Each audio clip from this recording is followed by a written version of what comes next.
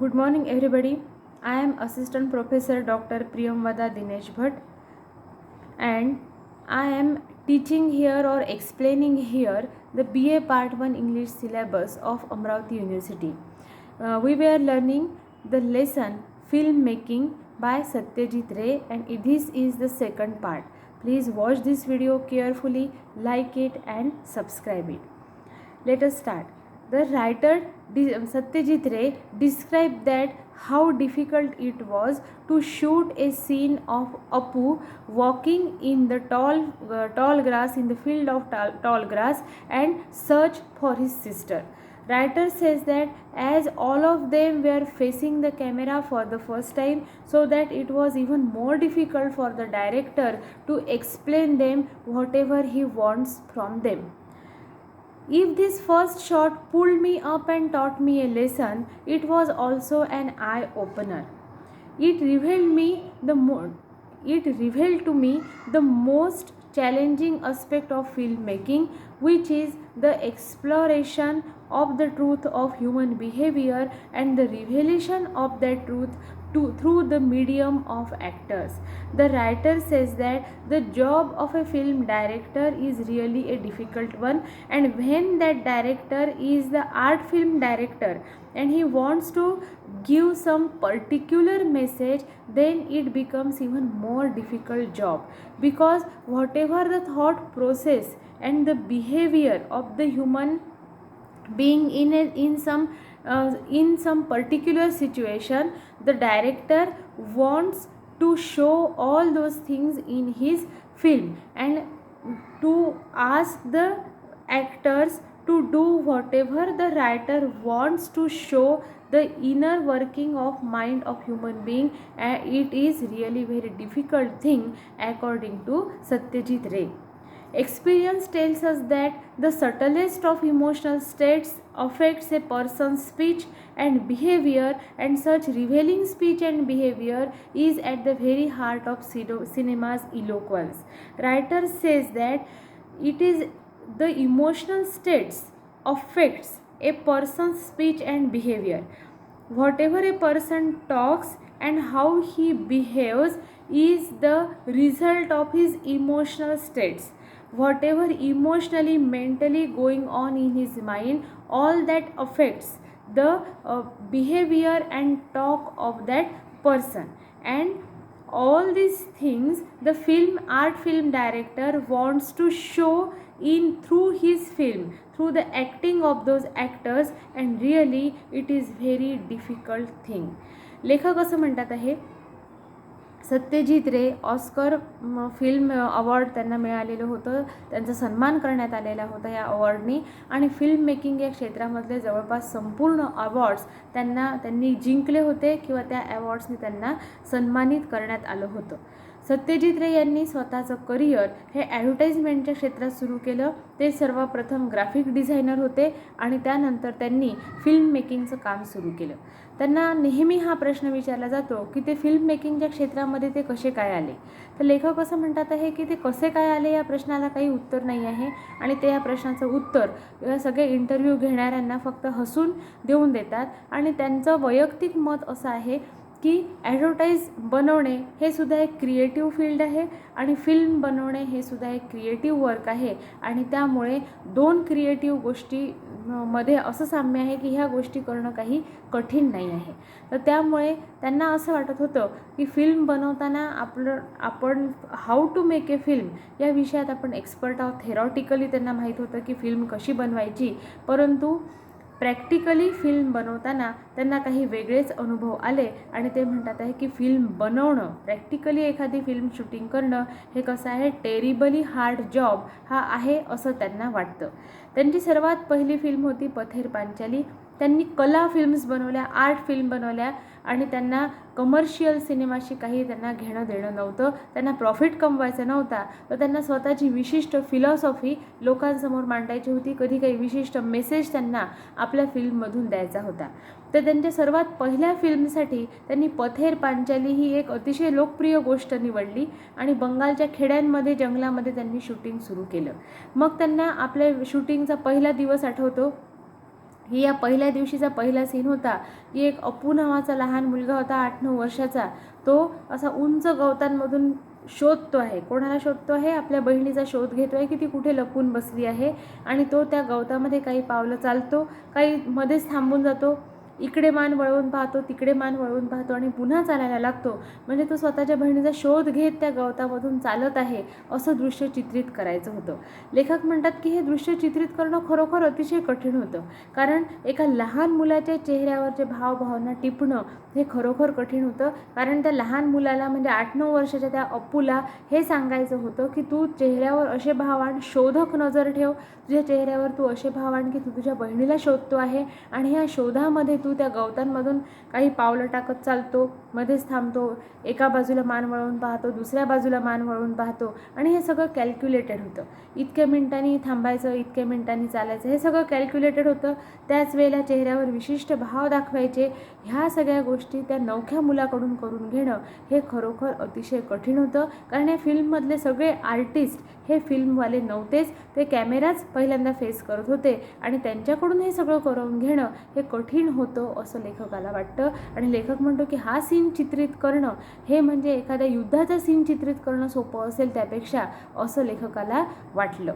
त्यानंतर लेखक असं म्हणतो की पहिली फिल्म बनवणं, पहिल्या सिनेमाचा पहिला शॉट चित्रित करणं हे त्याला जणू काय त्याचे डोळे उघडणारी गोष्ट ठरली, आय ओपनर गोष्ट ठरली. कारण लेखक असं म्हणतो की मानवी भावना, मानवी मनातले विचार, इमोशन्स हे एवढे महत्त्वाचे असतात की मानवी मनातल्या भावनांमुळे त्या व्यक्तीचं बोलणं, त्या व्यक्तीचं वागणं हे सगळं अफेक्ट होतं. कोणतीही व्यक्ती जे काही बोलत असते, जे काही वागत असते ते सगळं तिच्या डोक्यातल्या विचारांवर अवलंबून असतं. त्यावेळी तिची मानसिक स्थिती कशी आहे याच्यावर त्या व्यक्तीचं बोलणं आणि वागणं अवलंबून असतं. उदाहरणार्थ एखादी व्यक्ती खूप रागात असेल, मानसिक स्थिती तिची रागात असेल, तर त्यावेळी तिचं बोलणं वेगळं असतं, शब्दांचा वापर वेगळा असतो, भावभावना वेगळ्या चेहऱ्यावर दिसून पडतात आणि बिहेवियर, वागणूक पूर्ण वेगळी असते. पण तीच व्यक्ती जेव्हा खूप आनंदात असते, म्हणजे तिची मानसिक स्थिती ही खूप आनंदाची असते, तेव्हा त्याच व्यक्तीचं बोलणं वेगळं असतं, भावभावना वेगळ्या असतात आणि वागणूकसुद्धा अतिशय भिन्न असते. त्यामुळे मानवी बिहेवियरवर, बोलण्यावर मानवाच्या मनातल्या भावनांचा सर्वात जास्त किंवा मुख्यत्वे करून तोच प्रभाव पडत असतो. आणि ह्या गोष्टी सिनेमामधून दाखवणे, ह्या गोष्टी कॅमेरामधून शूटिंग करणे, त्या ॲक्टर लोकांकडून हे सगळं करवून घेणे हे अतिशय कठीण आहे असं लेखकाला वाटतं. आणि या मानवी भावभावना आणि त्यांचं एक्सप्रेशन हेच काय आहे, सिनेमाचा आर्ट फिल्मचा गाभा आहे, मुख्य भाग आहे, आत्मा आहे असं लेखकाला वाटतं.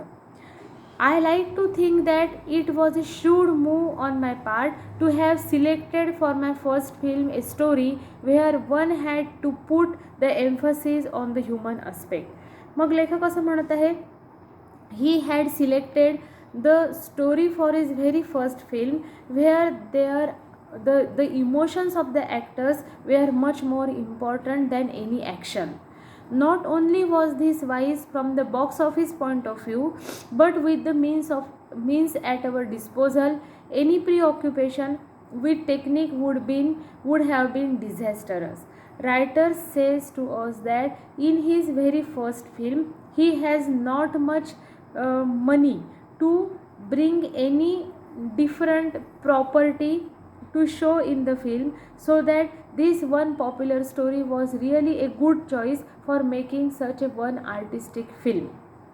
And at that time he had no eye on the profit, so that it was really a good choice, he thought so.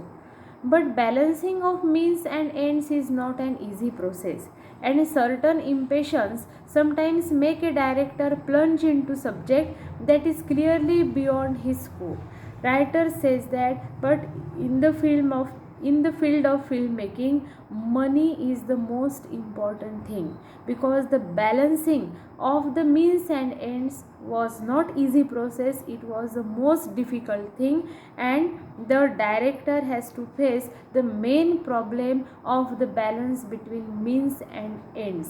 लेखक असं म्हणत आहे की सिनेमा बनवणे हे अतिशय खर्चिक काम आहे आणि हा खर्चाची जमा खर्चाची तोंड मिळवणी करणे हे डायरेक्टरसाठी सगळ्यात महत्त्वाचं आणि सगळ्यात कठीण असं एक काम ठरतं. कारण डायरेक्टरच्या मनात काय असतं, त्याला काय बनवायचं असतं, या सगळ्या गोष्टींसाठी जो पैसा त्याच्याजवळ असतो हा नेहमीच तुटपुंजा पैसा असतो, अतिशय कमी पैसा असतो.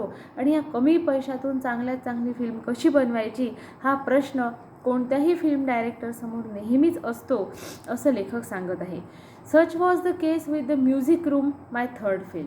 मग लेखक म्हणतो की पथेर पांचालीला खूप यश मिळालं, क्रिटिक्स लोकांनी त्याचं खूप कौतुक केलं आणि अशा रीतीने लेखक हा फिल्म डायरेक्टर बनला.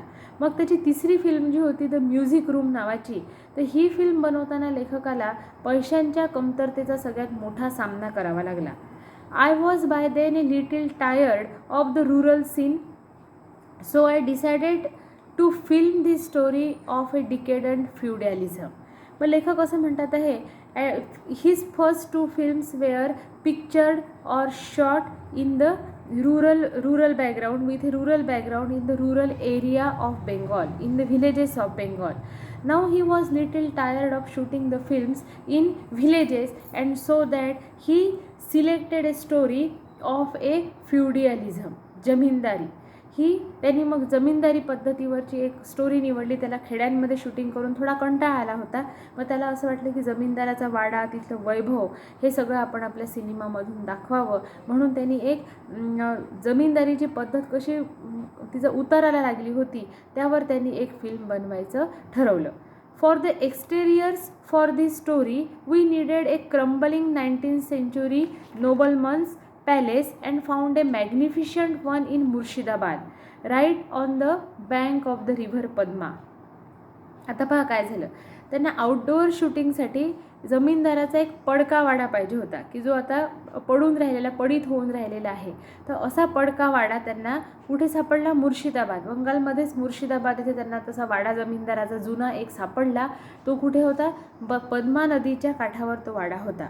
But there was also a lot of studio interiors to do, and little did we realize that the place where we had committed ourselves to shoot them was also in a state of object decay.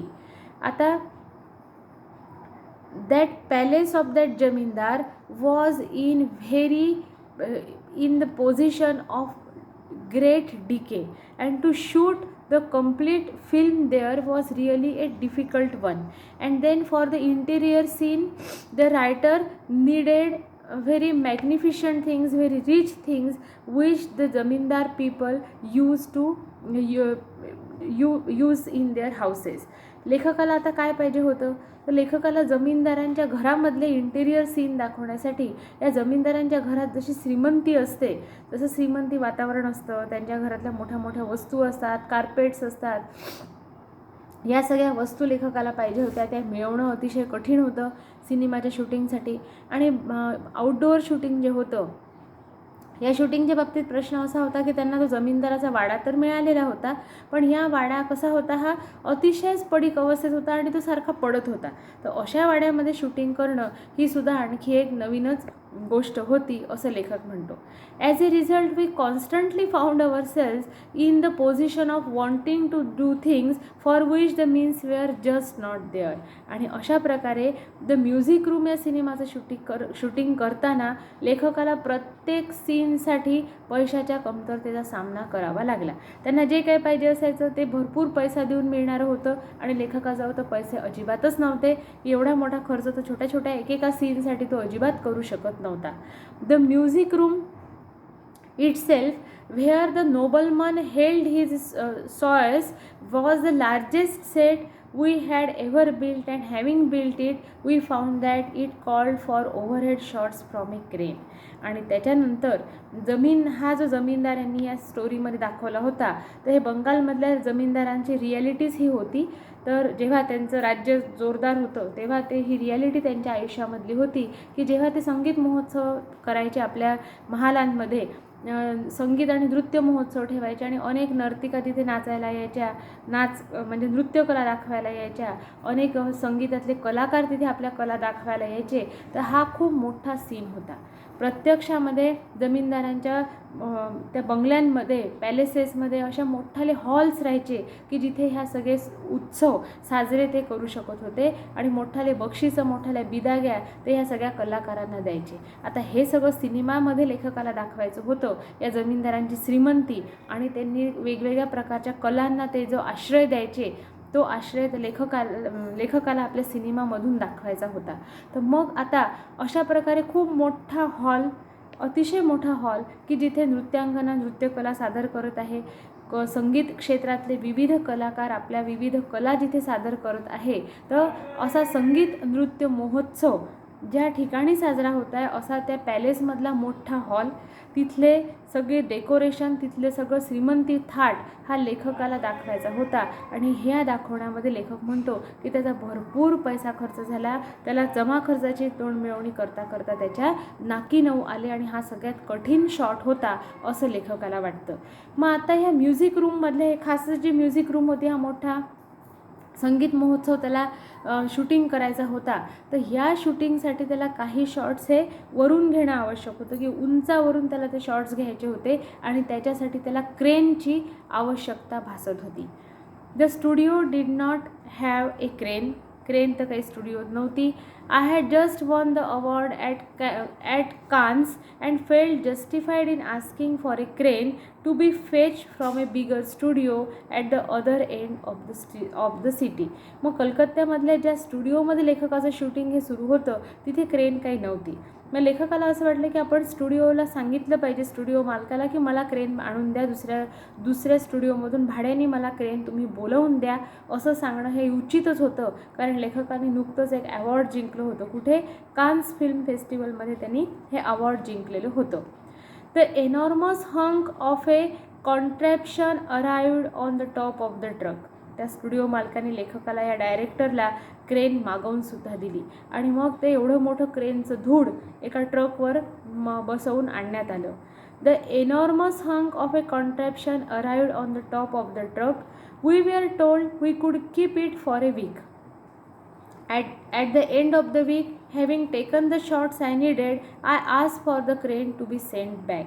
मग फक्त एका आठवड्यासाठी त्यांना ती crane मिळालेली होती आणि एका आठवड्यामध्ये लेखकाने क्रेनमधून जेवढं शूटिंग करायचं होतं, जे काही शॉट्स घ्यायचे होते, जे काही सीन्स घ्यायचे होते, ते सगळं दृश्य लेखकाने चित्रित केले ते सगळे सिनरी. आणि नंतर एका आठवड्याच्या शेवटी पुन्हा लेखकाने ट्रक बोलवला की आता ही क्रेन वापस जिथून आणली तिथे नेण्यात यावी. The truck arrived in the evening. In the falling light, I watched the crane being pushed along a couple of stout wooden planks onto the top of a truck. आणि संध्याकाळच्या वेळेला ती क्रेन त्या ट्रकमध्ये चढवल्या जात होती. 2 मजबूत अशा मोठ्याल्या लाकडी ओंडके ट्रकमधून जमिनीवर उतरते ठेवलेले होते आणि त्याच्यावरून ते एवढं मोठं क्रेनचं धूड काही मजूर हे वर ढकलत होते. It seems A risky operation. आणि हे खरंच रिस्की होतं कारण त्या तिरप्या उतारावरून ते क्रेन वर ढकलणं, थोडासाही कोणाचा तोल गेला की ती जर पडली असती तर नक्कीच काहीतरी वाईट ॲक्सिडेंट झाला असता. And then before I realised what was happening, half way up the plank the crane tottered for an instant and then crashed on the coolies, killing one instantly and crippling another for life. आणि हा विचार लेखकाच्या मनात आलाच. क्षणाचंही पातं न लवता क्षणामध्येच काय होत आहे हे कळलंच नाही. अचानक ती जी क्रेन होती, अर्धा रस्ता ती ट्रकमध्ये चढलेली होती, तिथून ती अचानक निसटली, थोडीशी हलली आणि खाली घसरली. क्रेन खाली घसरण्याच्या याच्यामध्ये जे मजूर तिला वर ढकलत होते, एक मजूर तर त्याच्या खाली चिरडून मरून गेला, दुसरा मजूर कायमचा अपंग झाला. आणि अशा रीतीने तो अतिशय वाईट असा इन्सिडेंट लेखकाच्या नजरेसमोर त्या संध्याकाळी डोळ्याचं पातं लवतं न लवतं तो लेखकासमोर तो इन्सिडेंट घडला आणि लेखकाला फार वाईट वाटलं. I stood rooted to the spot. लेखक तिथे उभाच राहिला, त्याला कळलंच नाही की काय झालेलं आहे. barely 10 feet away, stunned by the magnitude and suddenness of the tragedy. अगदी फक्त 10 फुटाच्या अंतरावर ती क्रेन त्या मजुरांच्या अंगावर कोसळून अशा प्रकारचा ॲक्सिडेंट झाला होता आणि लेखकाला कळलंच नाही की हे काय घडत आहे. It took me some time to realise that all this would not have happened if I had not set my mind on those overhead shots. आणि लेखक म्हणतो, लेखकाला असं वाटायला लागलं की ही जी ट्रॅजेडी तिथे ॲक्सिडेंट झाला होता सेटवर, तर लेखकाला असं वाटतं की हा ॲक्सिडेंटला कारण हा लेखकच आहे. कारण की लेखकाने जर असा आग्रह धरला नसता की काही क्रेनमधून आपल्याला ओव्हरहेड शॉट्स घ्यायचे, असा आग्रह लेखकाने जर धरला नसता तर क्रेनही मागवावी लागली नसती आणि अशा प्रकारचा ॲक्सिडेंट पण झाला नसता. त्यामुळे लेखकाला असं वाटतं की या सगळ्या जो ॲक्सिडेंट त्या शूटिंगच्या स्टुडिओमध्ये घडला त्याला जबाबदार हा लेखकच आहे, असं लेखकाला इथे वाटत आहे.